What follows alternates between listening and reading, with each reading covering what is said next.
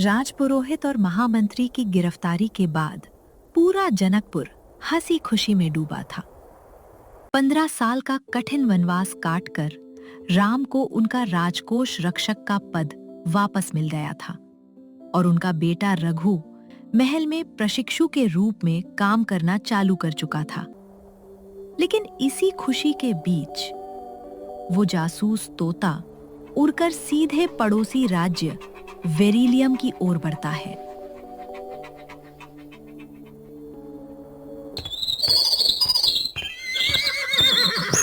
वेरिलियम का राजा भैरव उसके महामंत्री मार्तंड के साथ बातें कर रहा था।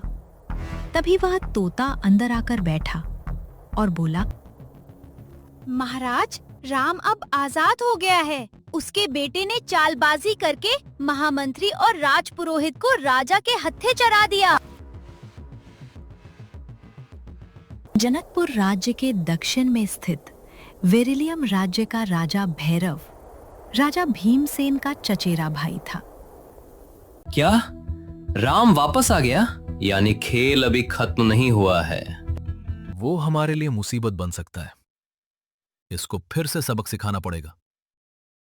उस दिन भरी सभा में जो उसने मेरा अपमान किया था, उसकी चोट आज भी उतनी ही गहरी है। ये दुश्मनी आज की नहीं थी। साम्राज्य वर्ष 400 ईस्वी में कुल देवता की विशाल पूर्णिमा पूजा पर भव्य उत्सव का आयोजन किया गया। आसपास के राज्य से लोगों को बुलाया गया। जनकपुर राज्य हमेशा से अपनी बेहिसाब दौलत, सोने की खदानों और अजेय कूटनीति के लिए मशहूर था। वहां की लहलहाती फसलें और खुशहाल लोगों को देखकर भैरव हमेशा भीमसेन से ईर्ष्या रखता था। इन्हीं सब के बीच जनकपुर को तबाह करने की नीयत से भैरव वहां शांति और व्यापार का ढोंग रच कर आया। बड़े भैया, मैंने हम दोनों के राज्य की संपन्नता और सुरक्षा के लिए एक योजना सोची है। क्यों न हमारे दोनों राज्यों की सेना और राजकोष का नियंत्रण एक ही साझा समिति को सौंप दिया जाए। आपकी इस पर क्या राय है? जनकपुर के राजा संकोच में पड़ गए, क्योंकि वे भैरव को सीधे मना करके युद्ध मोल नहीं लेना चाहते थे। अरे भैया, इसमें ज्यादा सोचने वाली क्या बात है? इससे तो दोनों राज्य की सुख और शांति बनी रहेगी। महाराज, इस प्रस्ताव का सीधा मतलब ये है कि जनकपुर की संपत्ति और सेना के स्वामित्व पर खतरा मंडरा सकता है। मेरी माने तो बिना विचार विमर्श के इस प्रस्ताव को हाँ कहना सही नहीं होगा। राम के इन तीखे तर्कों ने राजा भैरव को भरी सभा में पूरी तरह निरुत्तर कर दिया। भैरव अंदर ही अंदर अपमान की आग में जल उठा, लेकिन उसने अपने चेहरे पर कोई शिकन नहीं आने दी। माहौल को संभालने के लिए राजा भीमसेन आगे बढ़े। अरे भाई भैरव, तुम चिंता मत करो, ये सब बातें तो होती रहेंगी। चलिए इस बात को यहीं छोड़ते हैं और कुल देवी मां की पूजा का आनंद लेते हैं। उस दिन पूरा दरबार इस मजाक और हंसी ठिठोली में रम गया, लेकिन भैरव के दिल में ये नफरत हमेशा के लिए बैठ गई। इस बेइज्जती की कीमत पूरे जनकपुर को चुकानी होगी। मैं इस राज्य को बर्बाद कर दूंगा।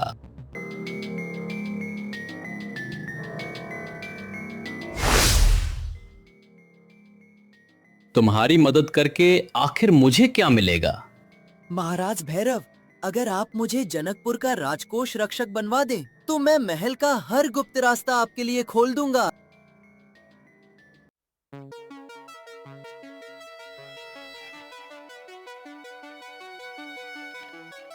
तो तय रहा। राम को कैद करके उससे खजाने का नक्शा हासिल करेंगे, फिर उसको रास्ते से हटा देंगे, जिससे राम गद्दार घोषित हो जाएगा और वेरिलियम आसानी से जनकपुर का सारा खजाना अपने हिसाब से इस्तेमाल करेंगे।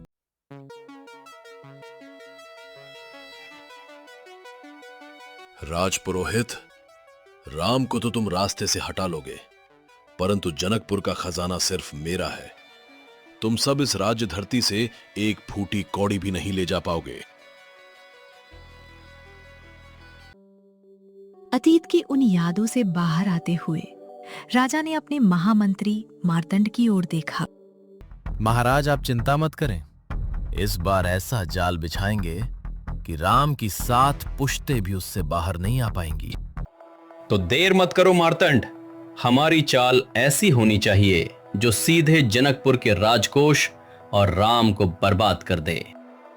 जहां एक तरफ पड़ोसी राज्य वेरिलियम में फिर से विनाश का जाल बुना जा रहा था, वहीं दूसरी तरफ जनकपुर में राम का परिवार शांति के कुछ पल बिता रहा था।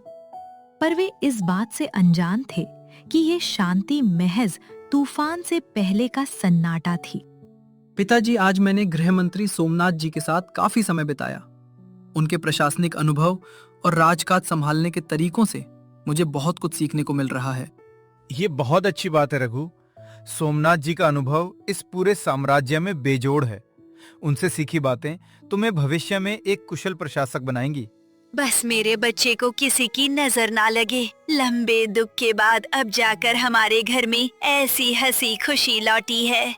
पूरा परिवार इस शांति का आनंद ले ही रहा था कि खिड़की के पीछे पेड़ की ओट में छिपा वही तोता उनकी बातें सुन रहा था।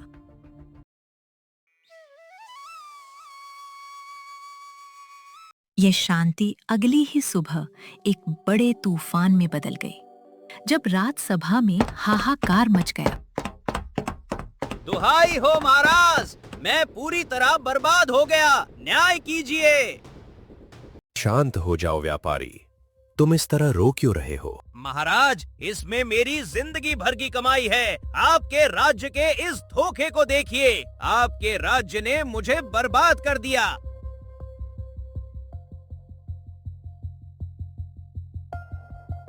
राम सिक्कों की पोटली को हाथ में लेता है और उसकी जांच करता है। ये तो नकली सिक्के हैं। ऊपर से शुद्ध सोना, पर अंदर से बेहद सस्ती और खोखली धातु। नकली सिक्के ये तुम्हारे पास कैसे आए? मैं तो इस राज्य के पश्चिम में स्थित रतनगढ़ राज्य से यहाँ कपड़ों के व्यापार के लिए आया था, लेकिन आपके राज्य ने मेरी जिंदगी भर की कमाई को बर्बाद कर दिया। मेरे बेशकीमती कपड़ों के बदले में मुझे नकली सिक्के थमा दिया गए। धोखा हुआ है मेरे साथ। राम, ये सब क्या है? तुम राजकोष के रक्षक हो, तुम्हारे होते हुए ये सब कैसे हुआ? ये हमारे राजकोष को बदनाम करने की गहरी साजिश हो सकती है महाराज। राम, ये तुम्हारी घोर लापरवाही का नतीजा है कि तुम्हारी नाक के नीचे इतना बड़ा खेल हो गया। महाराज, मुझ पर विश्वास रखिए, ये महज कुछ सिक्कों की धोखाधड़ी नहीं, बल्कि हमारे राज्य को अंदर से खोखला करने की कोई बहुत गहरी साजिश हो सकती है। मुझे थोड़ा समय दीजिए, मैं इसकी तह तक जरूर जाऊंगा।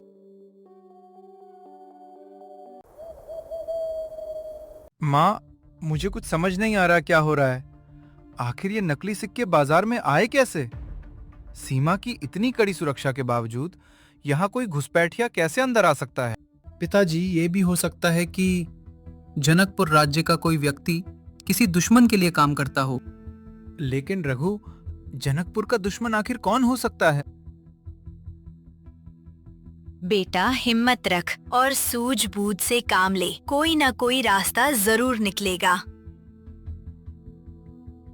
दिन बीतते गए और बाजार में नकली सिक्के लगातार बढ़ते गए। राजा के खिलाफ जनता का गुस्सा चरम पर पहुंच चुका था। एक के बाद एक व्यापारी और दरबारी जनकपुर के राज दरबार पहुंचने लगे। राजा बहुत चिंतित रहने लगे थे।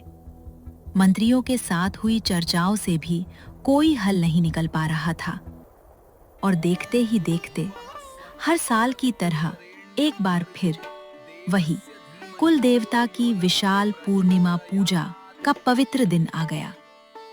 पूजा में वेरिलियम का महामंत्री मार्तंड एक भारी संदूक के साथ दरबार में हाजिर हुआ।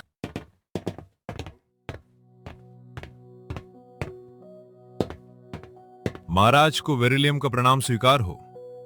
महाराज ने राज्य की ओर से भेंट स्वरूप ये तुच्छ सा उपहार भेजा है। धन्यवाद मार्तंड जी। सैनिकों, इस भारी संदूक को तुरंत सम्मान सहित हमारे मुख्य राजकोष में रखवाने का प्रबंध करो।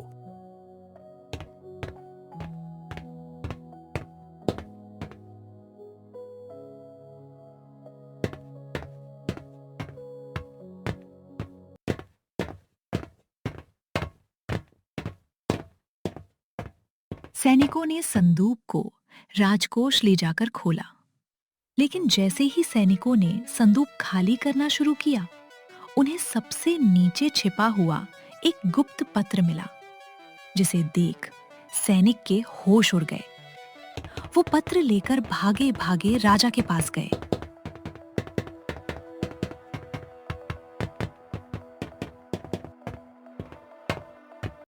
महाराज, वेरिलियम राज्य के उपहार वाले बक्से के भीतर ये गुप्त पत्र मिला। क्या? कैसा पत्र? क्या लिखा है इसमें? महाराज, इसमें लिखा है कि राम जनकपुर का असली सोना वेरिलियम भेजेंगे और बदले में उनसे हर महीने 1000 स्वर्ण मुद्राएं लेकर यहां नकली सिक्के चलने देंगे, और शाही मोहर के साथ राम के हस्ताक्षर भी है। ये सब मैं क्या सुन रहा हूँ राम? नहीं महाराज, ये पूरी तरह से असत्य है। ये मुझे फंसाने का एक घिनौना षड्यंत्र है। ये हस्ताक्षर मेरे नहीं, जाली है महाराज। बस करो राम, बहुत हुआ। मेरा मन पूरी तरह टूट चुका है। मेरा यही आदेश है कि जब तक इस मामले की पूरी निष्पक्ष जांच नहीं हो जाती, राम को उनके ही घर में नजरबंद कर दिया जाए। मेरे पिताजी पूरी तरह निर्दोष हैं।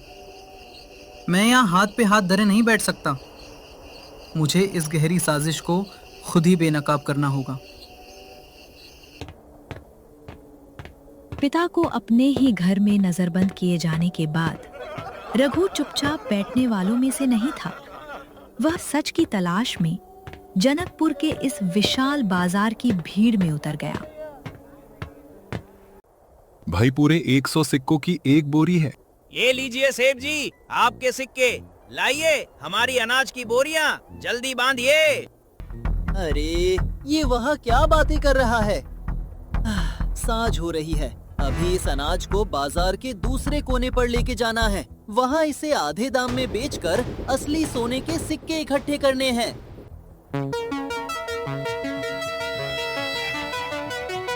नकली सिक्के देकर अनाज खरीदना और फिर उसी अनाज को सस्ते में बेचकर असली सोना इकट्ठा करना। मैं समझ गया, ये धन की हेराफेरी का एक बहुत बड़ा चक्रव्यूह है।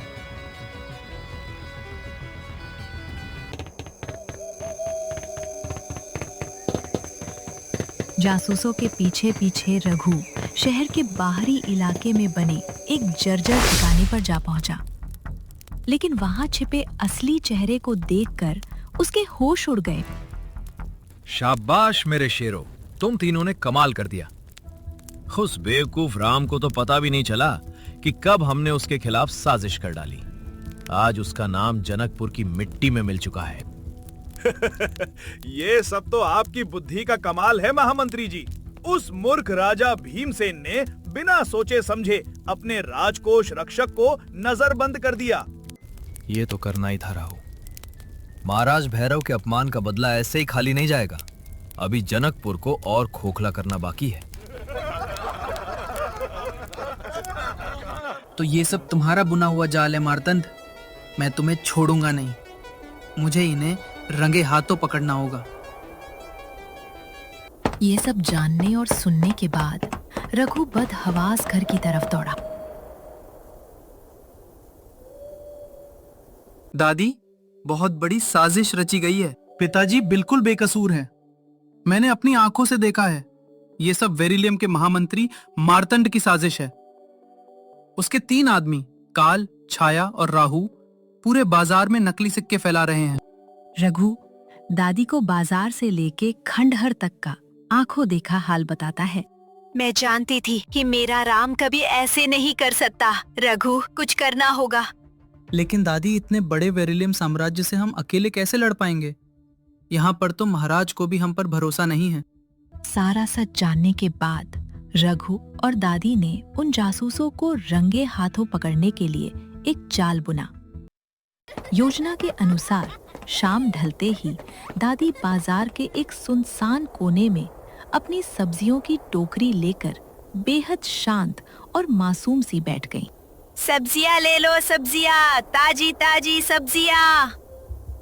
दूसरी तरफ रघु ने अपनी सबसे भरोसेमंद व्यापारियों और महल के सिपाहियों के साथ मिलकर एक छोटी सी टुकड़ी तैयार की और बाजार में जगह जगह छिपा दिया, और वो सब ठगों के आने का इंतजार करने लगे।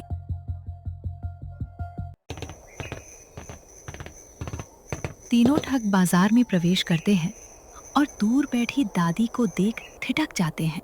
अरे जरा वहाँ तो देखो, उस कोने में एक बुढ़िया अकेली बैठी सब्जियाँ बेच रही है। कितना आसान शिकार है ये। बिल्कुल सही मौका है। हमारे पास जो बचे हुए सिक्के हैं उन्हें थमाने के लिए इससे आसान शिकार पूरे जनकपुर में नहीं मिलेगा। चलो इस बुढ़िया को चूना लगाते हैं। माई, अभी तो बहुत शाम हो चली है और तुम्हारी सब्जियां अब तक नहीं बिकी। क्या करूं बेटा, इस बूढ़ी माई से कौन ही सब्जियां लेगा। अरे माई, क्यों परेशान होती है? हम किस दिन काम आएंगे? तुम अपनी सारी सब्जियां हमें दे दो। हम तुम्हें इतनी कीमत देंगे कि तुम्हें महीनों सब्जियां नहीं बेचनी पड़ेगी। दादी ने बड़ी चालाकी से उन तीनों जासूसों को अपनी बातों में फंसा कर रखा, और तभी मौका देखकर रघु सैनिकों के साथ मिलकर तीनों को घेर लेता है।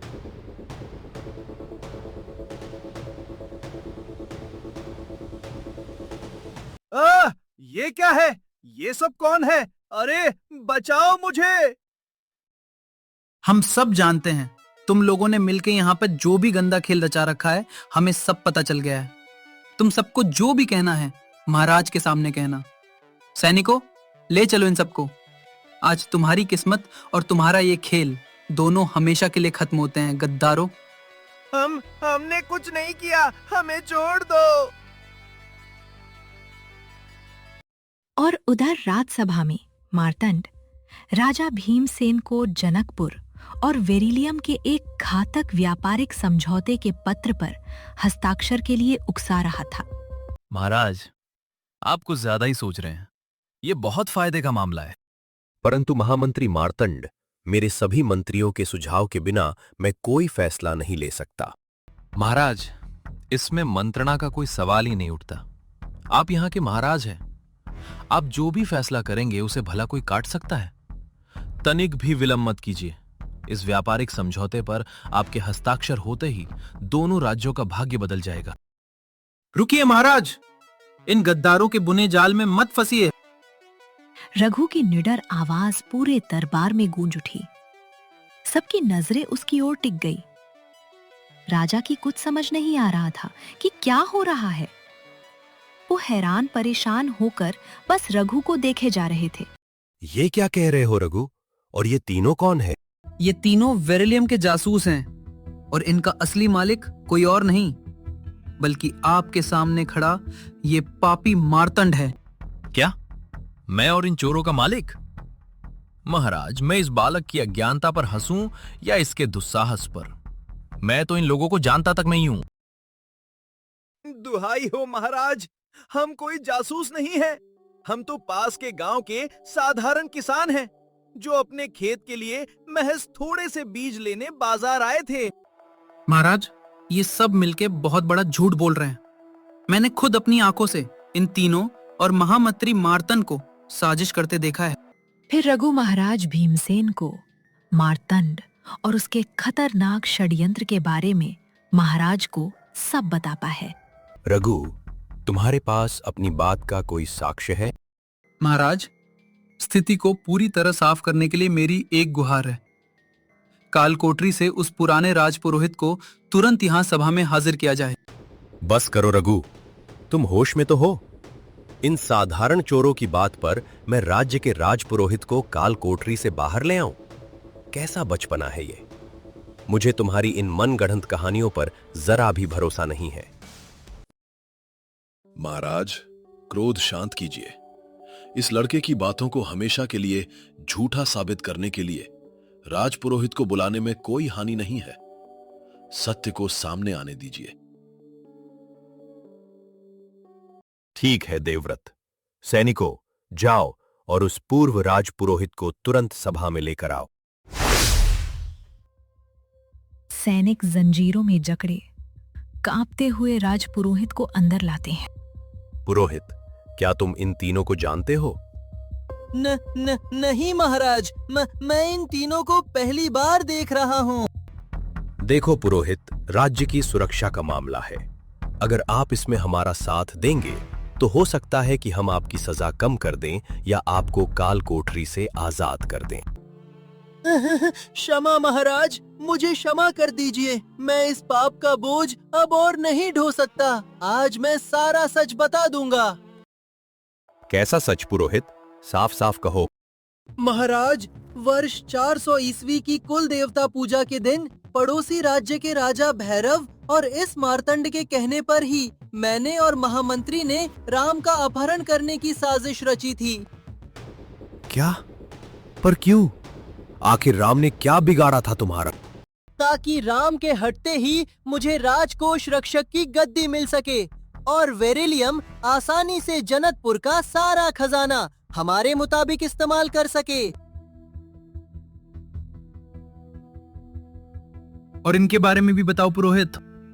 हाँ महाराज, ये काल छाया और राहु मार्तंड के ही जासूस हैं। ये समय समय पर मुझसे मिलकर हमारे राज्य की सारी जानकारियाँ चोरी छिपे वेरिलियम तक पहुँचाते थे।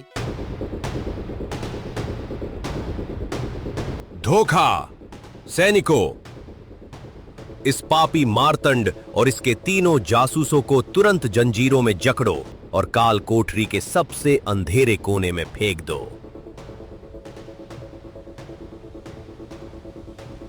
सारा सच सामने आने के बाद भी मार्तंड के चेहरे पर खौफ का एक कतरा भी नहीं था।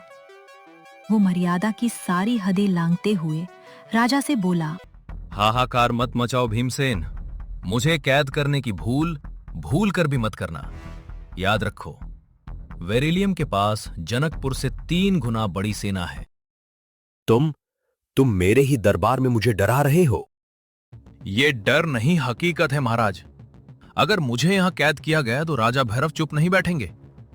हमारी 3 गुना विशाल सेना भूखे भेड़ियों की तरह जनकपुर पर हमला कर देगी और तुम्हारे इस पूरे राज्य को मिट्टी में मिला देगी।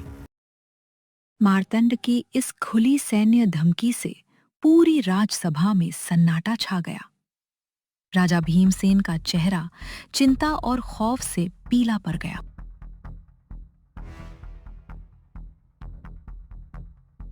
उस खुली सैन्य धमकी के बाद आने वाले भयंकर खतरे को भांपते हुए राजा भीमसेन ने बिना देर किए तुरंत राम को सम्मान सहित आजाद किया और एक गुप्त आपातकालीन बैठक बुलाई। महाराज, हमारे पास सोचने का समय नहीं है। हमें वेरिलियम की विशाल सेना के सामने घुटने टेकने के बजाय उन पर तुरंत हमारी ओर से पहला हमला कर देना चाहिए। हम उन्हें कुचल देंगे। शांत हो जाइए सेनापति। जब काम जहर की एक छोटी बूंद से हो सकता है तो पूरी तलवार चलाने की क्या जरूरत है? आपके इस कुटिल वाक्य का क्या अर्थ है अमात्य देवव्रत? महाराज, मेरा सुझाव है कि हम महामंत्री मार्तंड को सजा देकर रिहा कर दें। इससे वेरिलियम को हम पर सीधे युद्ध करने का कोई प्रत्यक्ष बहाना नहीं मिलेगा। हां, लेकिन उनके तीनों जासूसों को हम अपनी काल कोठरी में ही कैद रखेंगे। रुकिए, इस संकट की घड़ी में हमारे सीमा मंत्री भूदेव कहां हैं? वो तो इस बेहद जरूरी बैठक से गायब दिखाई दे रहे हैं। संकट सिर पर है और तुम्हें भूदेव की चिंता है? होगा कहीं, छोड़ो उसे। परंतु इस समय अमात्य देवव्रत का सुझाव ही मुझे सबसे सही लग रहा है। सभा कक्ष में एक तरफ आत्मघाती युद्ध की जिद थी तो दूसरी तरफ आधा आत्मसमर्पण। जब दोनों के बीच गतिरोध बहुत बढ़ गया तब रघु अपनी अचूक कूटनीति के साथ आगे आया। क्षमा करें महाराज, लेकिन एक तीसरा रास्ता भी है। अगर हम मार्तंड को सजा देकर छोड़ते हैं और जासूसों को रखते हैं तो भी युद्ध टलेगा नहीं।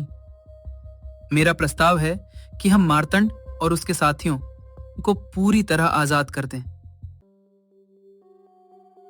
क्या तुम उन गद्दारों को बिना सजा दिए छोड़ देने की वकालत कर रहे हो रघु? धीरज रखिए सेनापति। जब हम उन्हें बिना किसी शर्त या सजा के छोड़ देंगे तो वेरिलियम को युद्ध शुरू करने का कोई नैतिक आधार ही नहीं मिलेगा। लेकिन असली वार इसके बाद होगा। महाराज, हमें आज से ही वेरिलियम के साथ अपने सारे व्यापारिक और आर्थिक संबंध हमेशा के लिए खत्म कर देने चाहिए। आर्थिक संबंध खत्म? रघु, अपनी इस रणनीति को थोड़ा साफ समझाओ। जी पिताजी, इसे आर्थिक घेराबंदी नीति कहिए। इसके तहत जनकपुर अपना व्यापार वेरिलियम के साथ नहीं करेगा, बल्कि अपना सारा अनाज, मूल्यवान मसाले और सोने का व्यापार सीधे दूसरे पड़ोसी छोटे राज्यों और गांवों को बेचेगा। पर इससे वेरिलियम की उस 3 गुना बड़ी सेना का क्या संबंध जिससे हमें खतरा है?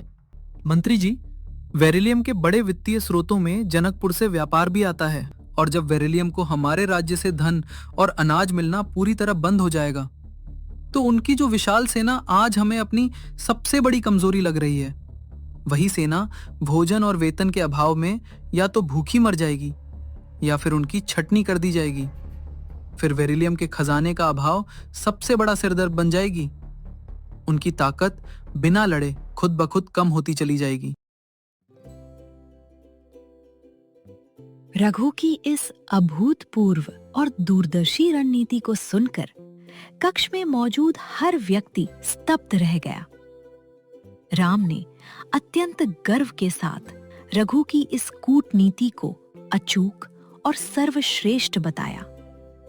इस अद्भुत योजना ने राजा भीमसेन के मन में बैठी युद्ध की सारी चिंताओं को एक पल में मिटा दिया। शाबाश मेरे बेटे, तुम्हारी ये कूटनीति सचमुच अचूक है। तुमने बिना एक भी सैनिक खोए वेरिलियम को घुटनों पर लाने का रास्ता दिखा दिया। रघु, आज तुमने इस पूरे साम्राज्य को तबाही से बचा लिया। फिर सब राज दरबार में उपस्थित होते हैं। राजा मार्तंड को एक पत्र थमाते हुए बोले, महामंत्री मार्तंड, अब हमें तुम्हारी सारी सच्चाई पता चल चुकी है। ये लो, जनकपुर का ये संदेश हमारे चचेरे भाई भैरव को दे देना। सैनिकों, इसे तुरंत मुक्त करो और हमारा शाही आदेश सुनो। इसको अभी इसी क्षण हमारे साम्राज्य की सीमा से बाहर भेज दिया जाए। अपनी निश्चित दिख रही जीत को करारी हार में बदलते देख महामंत्री मार्तंड भीतर तक बौखला उठा था। महल की चौखट लांघने से ठीक पहले वो पीछे मुड़ा और बोला, रघु, ये सब करके भी तुम जनकपुर की तबाही को रोक नहीं सकते। ये खेल अभी खत्म नहीं हुआ है। तुमने आज केवल मेरा एक मोहरा पीछे धकेला है। तुम सब याद रखना, राजा भैरव इस अपमान का बदला पूरी शिद्दत और तबाही के साथ लेंगे।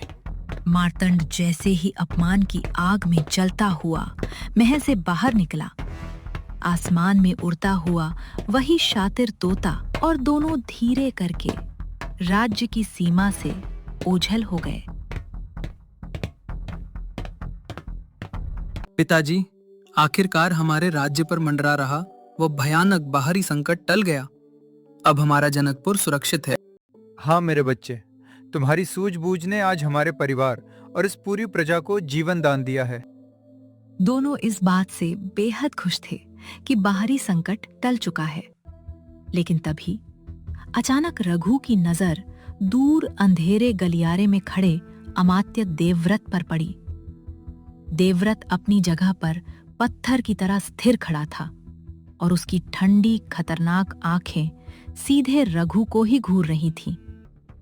ये भयानक दृश्य इस बात का साक्षात गवाह था कि बाहरी दुश्मनों से तो जनकपुर किसी तरह बच गया, लेकिन असली, अदृश्य और सबसे विनाशकारी युद्ध अब इसी महल के भीतर शुरू होने वाला था।